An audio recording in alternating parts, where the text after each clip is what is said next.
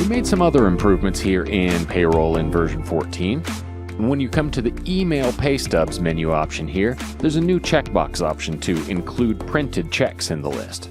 By default, this works just like the end of the Process Payroll screen, where printed checks already receive a stub, so they aren't included in the list to send via email or to print stubs.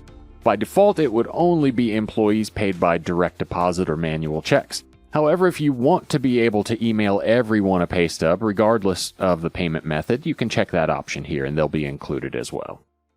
When going through Process Payroll, you'll see the Verify Payroll step at the end now shows the check date and the pay period along the top here, so you can review that as well as the amounts that we'll be processing for each employee.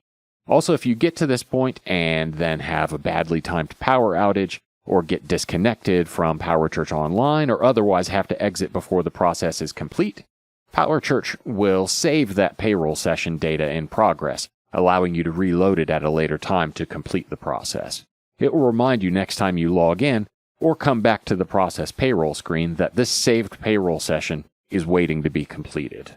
When printing checks in Payroll and Accounts Payable, as I mentioned in another video, the software now tracks the last check number printed for each account and fills in that starting check number for you automatically. You can change it if needed if you're also printing checks from some other software or handwriting checks in between the check printing batches in PowerChurch. You can override it just assigning the starting check number yourself.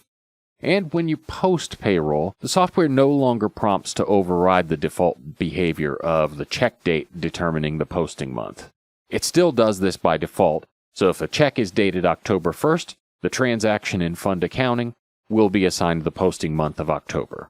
You can still change that if needed on the Modify Unposted Transaction screen in Fund Accounting, and this just streamlines the day-to-day entry processes, removing prompts for those things that you would rarely need to change.